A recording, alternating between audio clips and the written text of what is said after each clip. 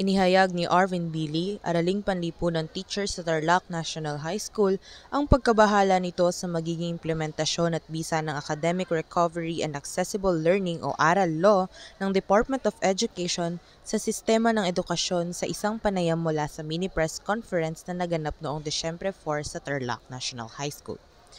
Anya, ang mga estudyante pa rin ang magdidikta ng bisa ng nasabing batas dahil magkakaiba ang learning styles ng bawat isa. Dagdag pa nito na masyado umanong relaxed ang kultura ng bansa kumpara sa mga karatig na bansa pagdating sa edukasyon, kaya hindi na paglalaanan ng sapat na halaga at oras ng gobyerno. Matatandaan namang nilagdaan na ni Pangulong Ferdinand Marcos noong Oktobro 18 ang Aral Law na layong matugunan ang learning gaps umano na naidulot ng pandemya sa bansa.